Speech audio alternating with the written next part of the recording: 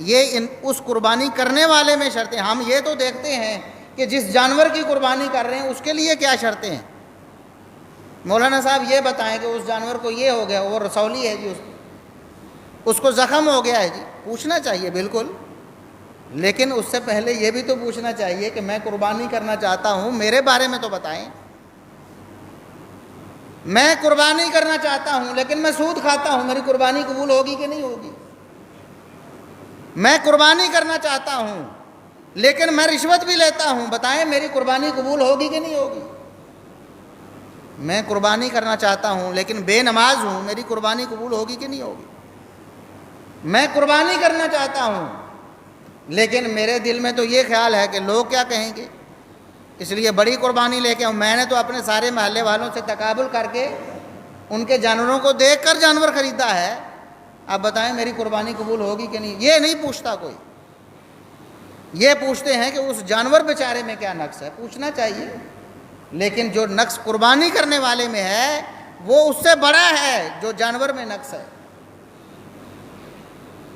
جانور میں نقص ہے, قربانی قبول نہیں ہوگی. آپ کی نیت خالص ہے, عقیدہ توحید ہے, جانور قربان کر دیا, جانور میں وہ نقص تھا جس کی وجہ سے اس کی قربانی قبول نہیں ہوتی, آپ کی قربانی رد ہوگی, آپ گناہ گار نہیں ہو. قربانی رد ہو جائے گی نا, تو قربانی نہیں ہوئی. لیکن اگر آپ کے اندر کوئی نقص ہوا, خدا نخواستہ شرک ہے, عقیدہ توحید میں خلل ہے یا دیگر معاملات ہیں, تو وہ آپ کے لیے وبال بن جائے. یہ اللہ کے ساتھ مذاق ہے, نہ عقیدہ توحید ہے, نہ نیت خالص ہے, نہ آپ کا مال صحیح ہے, نہ مال حلال ہے, رشوت لی ہے,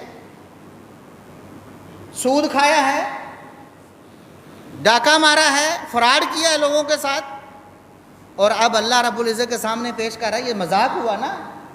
اللہ نے بتا دیا ہے کہ اللہ رب العزت صرف حلال مال قبول کرتا ہے. لا يقبل اللہ الا الطیب. اللہ رب العزت حلال کے علاوہ کوئی مال قبول نہیں کرتا. اب میں اگر آپ سے کہتا ہوں کہ فلاں چیز مجھے دینی ہے, اس کی ایسی ایسی صفات ہونی چاہیے, مجھے کپڑا ایسا چاہیے, آپ مجھے بالکل خراب کپڑا لا کے دیتے ہیں, تو یہ میرے ساتھ مذاق ہے نا. میں دیکھ رہا ہوں, مجھے پتہ ہے کہ یہ کپڑا ٹھیک نہیں ہے اور بتا رہا ہوں کہ مجھے یہ نہیں چاہیے, پھر بھی میرے سامنے لے کے آتے ہیں, تو میں اس کو کیا سمجھوں؟ اللہ رب العزت آپ کی نیتوں سے خبردار, آپ کے عقیدے کو جانتا ہے, آپ کے مال کے سارے سورسز اللہ رب العزت کو معلوم ہے. اس کے باوجود اگر حرام مال سے اللہ کے سامنے قربانی قبول کریں گے تو اللہ سے مذاق کریں گے, پھر اللہ رب العزت کا عذاب آئے گا, پھر اللہ کو غصہ آئے گا.